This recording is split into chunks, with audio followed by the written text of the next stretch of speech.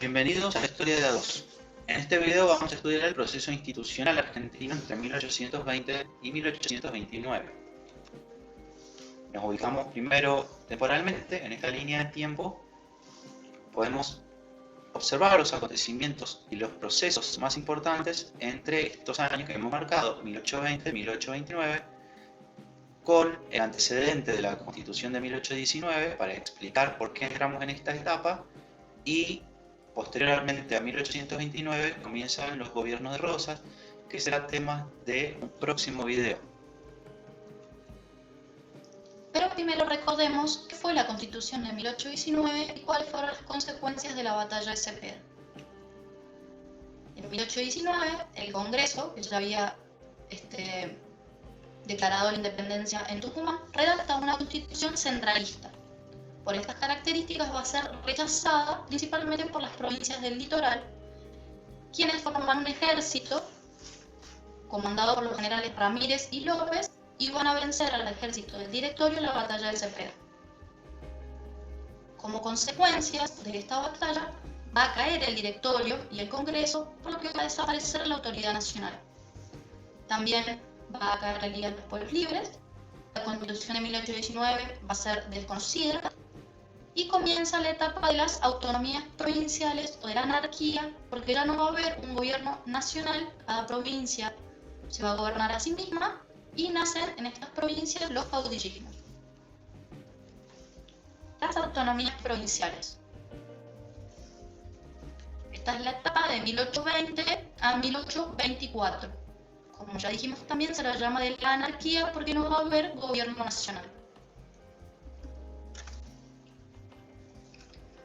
A partir de entonces, en 1820, cada provincia va a asumir su soberanía, comienzan a gobernarse a sí mismas sin ningún tipo de gobierno nacional. También va a dictar sus propios estatutos.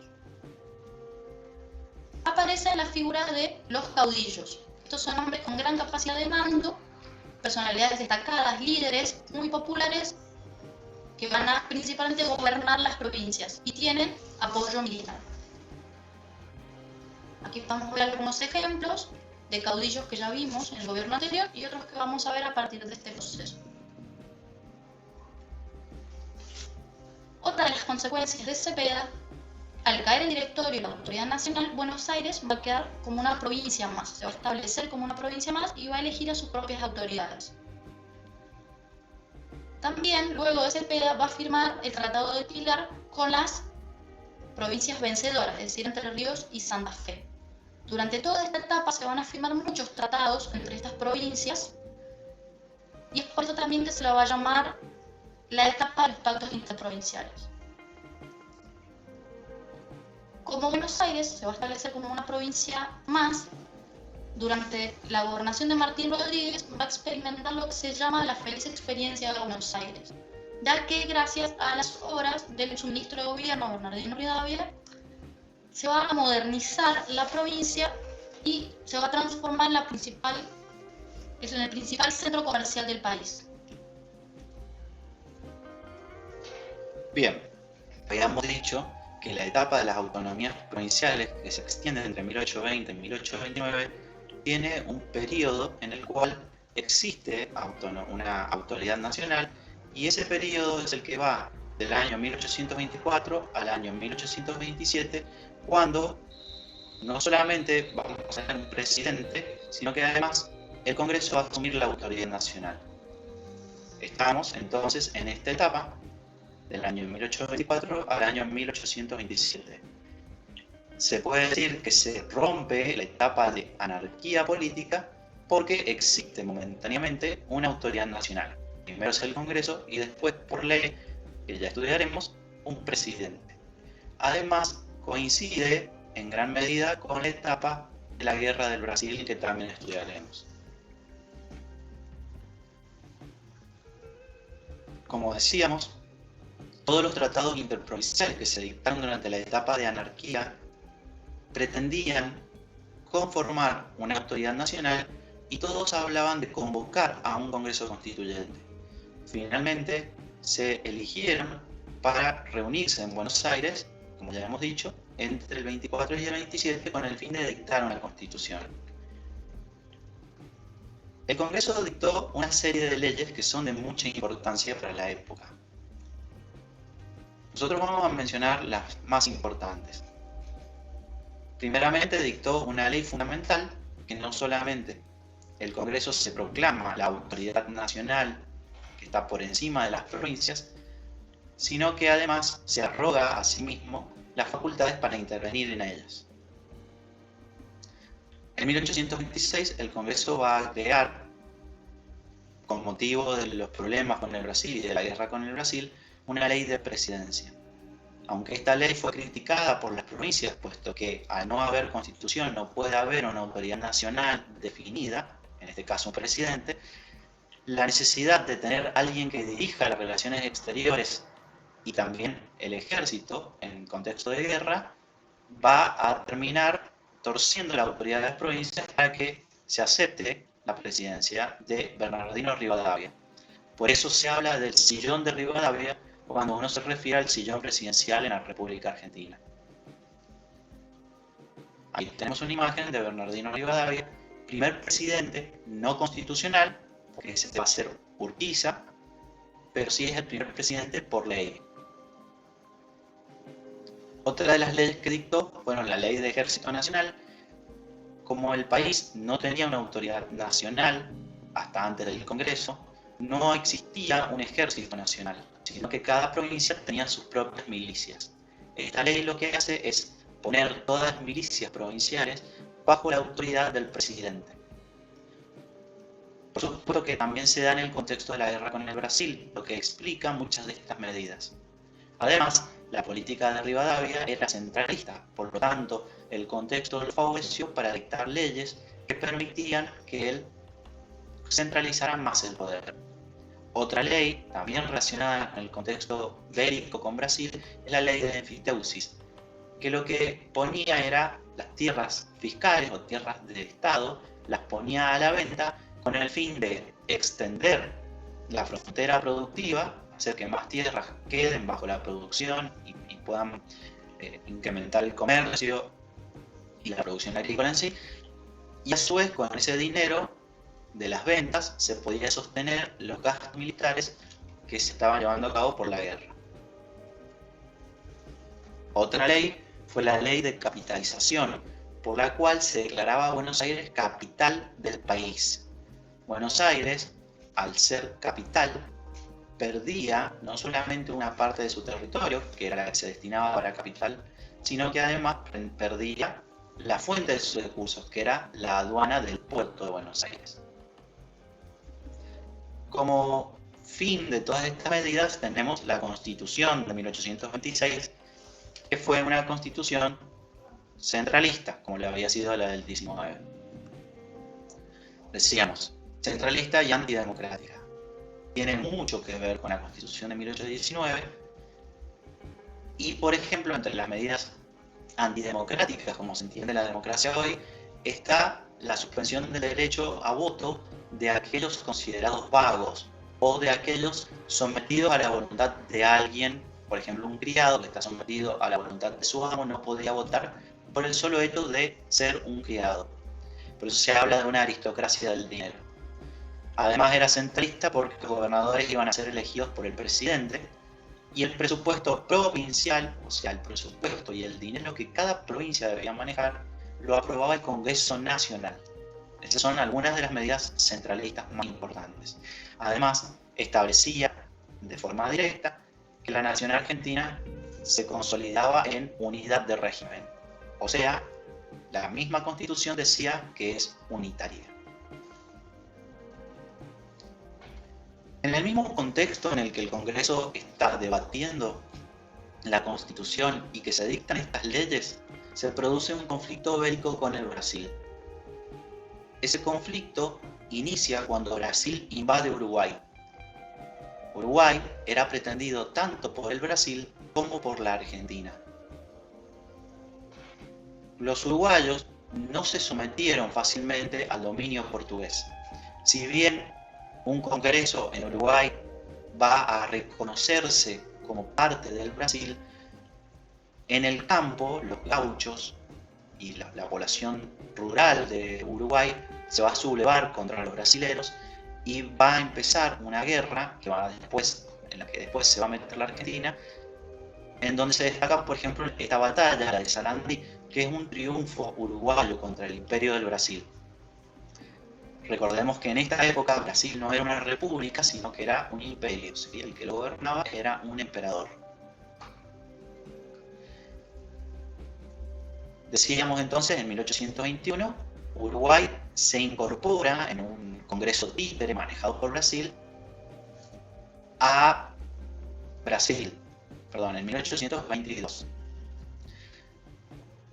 En 1825 se produce esta rebelión, de la que veíamos recién, la batalla de Sarandí, y poco después otro congreso reconoce al Uruguay como parte de las Provincias Unidas del Río de la Plata, o sea, lo que hoy es la Argentina. Ante la presión de las provincias argentinas y de los mismos uruguayos, Buenos Aires, que no querían meterse en la guerra, termina reconociendo al Uruguay como una provincia argentina. Por esa razón, Brasil declara la guerra a la Argentina. Acá es donde podemos ver las medidas que fue tomando el Congreso, por ejemplo, la creación del Ejército Nacional, la ley de enfiteusis para poder solventar los gastos, se aplicaron todos al desarrollo de la guerra. La guerra va a tener dos grandes frentes, uno naval y uno terrestre. En el terrestre, los ejércitos argentino-uruguayos van a obtener la mayor cantidad de triunfos, los triunfos más importantes. En el terreno naval, en el frente naval, va a ser Brasil el que va a tener la superioridad gracias a su flota, que era muy importante. La Argentina, en las Provincias Unidas del Río de la Plata, no tenían en ese momento una flota importante. Batallas destacadas son la de Ituzaingó en 1827, Alvear era el que comandaba las fuerzas argentino-uruguayas, pero más allá de esta victoria y de alguna otra victoria argentina, y también a pesar de las victorias brasileras, no se pudo torcer el sentido de la guerra y finalmente García va a ser enviado por Rivadavia. Recordemos que Rivadavia era el presidente de las Provincias Unidas en este momento, a tratar de acordar una paz con el Brasil. En esa paz que firmó García, le otorga a Brasil el Uruguay. O sea, le dice a Brasil, está bien, Uruguay es tuyo. Lo que va a provocar una general indignación en las provincias, puesto que la guerra, por lo menos en el terreno, en el ámbito terrestre, no había un claro vencedor. Coincidentemente se conoce que la Constitución de 1826 es unitaria y eso hace que las provincias se enojen mucho más. Por esa razón, ante la inestabilidad, Rivadavia no se puede sostener el poder y finalmente renuncia. Otra vez volvemos a la etapa de las autonomías provinciales, donde todas las provincias y Buenos Aires se van a manejar por su propia cuenta. Cae la autoridad nacional. En el caso porteño, Dorrego va a ser el nuevo gobernador elegido y se va a encargar de las relaciones exteriores, una costumbre que vamos a empezar a ver y que también se va a extender a los gobiernos de Rosas. Las provincias, si bien no hay una autoridad nacional, le entregan al gobernador de Buenos Aires la representación frente a las potencias extranjeras. Con el tema de la guerra del Brasil, va a mediar Inglaterra se va a meter Inglaterra para tratar de llegar a un acuerdo entre las Provincias Unidas y el Brasil, y finalmente, producto de estas negociaciones, la banda oriental se va a crear o va a nacer como un país libre. Ya ni de Brasil ni de la Argentina nace el Uruguay. Esa es la principal consecuencia de la guerra. Tanto Argentina como Brasil se quedan sin la provincia del Uruguay. Aquí yo les muestro algunas de las imágenes de algunos de los combates más importantes de la guerra. Por ejemplo, el combate de Juncal. La persona que vemos ahí es el almirante Guillermo Brown, que era un irlandés al servicio argentino. El combate de Juncal es la victoria naval más importante de la historia argentina.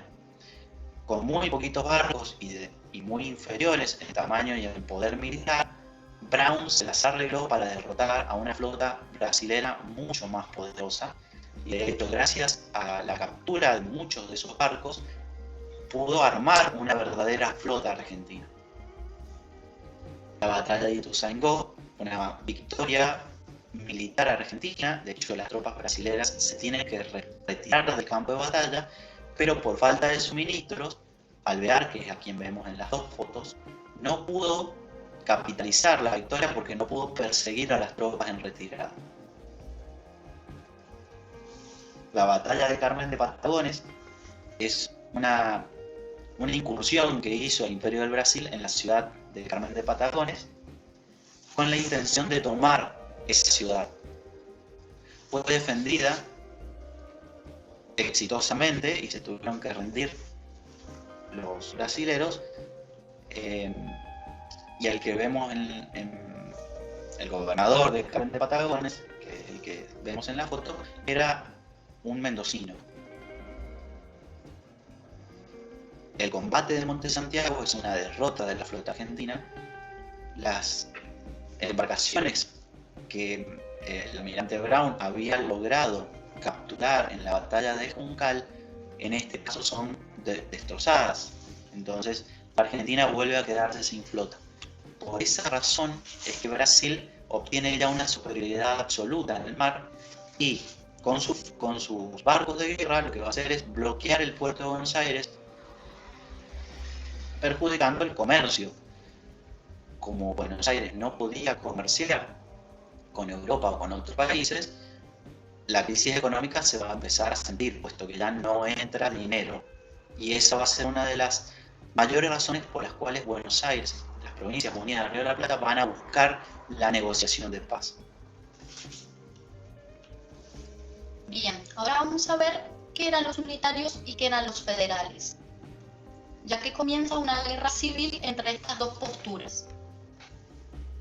Estamos en este periodo, a partir de 1827, con la caída de Rivadavia y del Congreso, donde vuelven las autonomías provinciales y la anarquía política. Primero, veamos unos conceptos. ¿Qué es unitarismo y qué es federalismo? Unitarismo es cuando existe un gobierno único y central por encima de las provincias. Es decir, que las provincias están sometidas a una autoridad general. En cambio, en el federalismo existen armónicamente un gobierno central, una autoridad nacional y los gobiernos provinciales. Por otra parte, dentro de este federalismo podemos hablar de una confederación, que es una unión de estados separados. No es el caso del federalismo de nuestro país, sino que es el caso, por ejemplo, de Estados Unidos. Este antagonismo ideológico entre unitarios y federales, entre centralismo y federalismo, establece distintas formas de ver cómo organizar el futuro Estado. Los unitarios van a querer una autoridad central, un gobierno centralista con una constitución que se impusiera por sobre las provincias, mientras que los federales aspiran a una constitución en la cual cada provincia tenga algunas, tome algunas medidas propias. Las provincias, entonces, van a llegar fundamentalmente por un federalismo. Veamos cuáles son las principales diferencias entre los unitarios y los federales. Desde el punto de vista ideológico, los unitarios van a ser ilustrados. Van a tomar su ideología de la ilustración que ya habíamos visto en otros videos del siglo XVIII. Mientras que los federales son más tradicionales, más conservadores desde el punto de vista ideológico. Desde el punto de vista político, los unitarios buscan centralizar el poder en Buenos Aires, mientras que los federales buscan una participación igualitaria de todas las provincias. Desde el punto de vista económico, los unitarios quieren el libre comercio, mientras que los federales van a buscar cierto proteccionismo en la economía. Respecto a la sociedad, los unitarios admiran al hombre moderno. Para ellos el hombre moderno es el inglés, el francés de esa época, mientras que los federales admiran lo criollo, lo tradicional, al gaucho. En la cultura, como ya vimos, los unitarios buscan esa europeización del país, ya que admiran la Europa. La Europa es para ellos el modelo francés e inglés, y los federales defienden lo nacional, lo criollo y sus tradiciones. Desde el punto de vista religioso, los unitarios son ilustrados, van a abogar por la libertad de cultos y un Estado laico, mientras que los federales quieren mantener un Estado católico. ¿Quiénes adherían a estas posturas? Los unitarios fueron populares en los hombres de ciudad, los ilustrados, europeizados, mientras que los federales tuvieron mucho apoyo entre los criollos de las provincias y el campo. Algo que debemos tener en cuenta, que unitario no es sinónimo de Buenos Aires ni federal es sinónimo de provincia, ya que existieron unitarios provincianos, como por ejemplo Sarmiento, que era sanjuanino, o el general Paz, que lo vamos a ver en el siguiente video, que era de Córdoba, mientras que hubieron federales porteños como Dorrego o el mismo Rosas. Bien, en este contexto de enfrentamiento entre unitarios y federales, y considerando que Rivadavia, al conocerse los tratados de paz con el Brasil, ha renunciado, cuando el Congreso se disuelve y Buenos Aires elige sus autoridades, el que va a tomar la dirección de la provincia es Manuel Dorrego.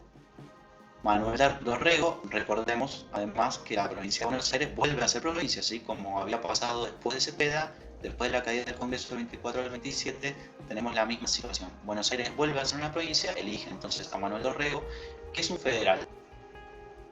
Él es el que se va a tener que encargar, con la Delegación de Relaciones Exteriores, que habíamos hablado antes, de firmar los acuerdos de paz con Brasil, y cuando se conoce que la Argentina ha perdido el Uruguay, va a quedar muy desprestigiado Dorrego.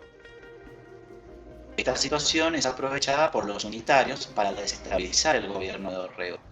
Aquí vemos a Juan Lavalle, que es un héroe de la independencia, pero que en este momento, aprovechando la dificultad en la que se encontraba Dorrego, se subleva contra él en la provincia de Buenos Aires. Y si bien Dorrego había sido advertido de que no se tenía que enfrentar a Lavalle porque su ejército era superior, eran los restos del ejército que había peleado en la guerra contra el Brasil. Lavalle venía con una división de ese ejército. En cambio, Dorrego no tenía tropas que estaban a la altura del ejército de Lavalle. Sin embargo, Dorrego no hizo caso a esas advertencias, se enfrentó a Lavalle y fue derrotado y fusilado en circunstancias que son bastante vergonzosas al momento de estudiarlas. Nosotros no vamos a entrar en detalles, pero hubo todo un complot para fusilar a Dorrego. Lavalle entonces se autoproclama como gobernador de Buenos Aires, pero inmediatamente se va a producir la reacción de los federales. Los federales de la zona rural, habíamos dicho que en la zona del campo es donde los federales tenían mayor adhesión, van a rebelarse contra Lavalle y van a llamar como cabeza de esa rebelión a Juan Manuel de Rosas. Para evitar mayores conflictos, Rosas y López, que habían derrotado a Lavalle en Puente Márquez, van a firmar con el unitario los pactos de Cañuelas y Barraca. Lavalle se comprometía a dejar la gobernación de Buenos Aires y además a exiliarse. ¿Qué es lo importante de este caos que se produce con el fusilamiento de Dorrego, la sublevación de Lavalle y después la aparición de Rosas? En las provincias que ya estaban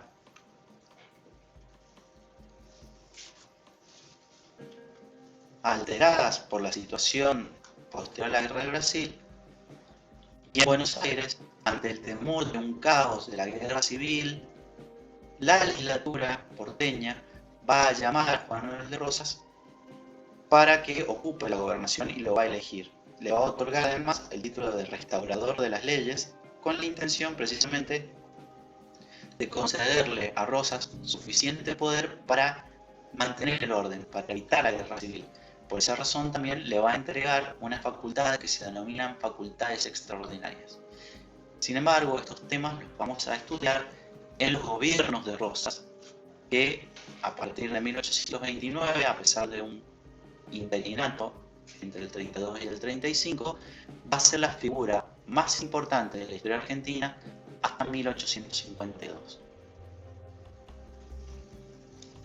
Hasta aquí llega el video de hoy.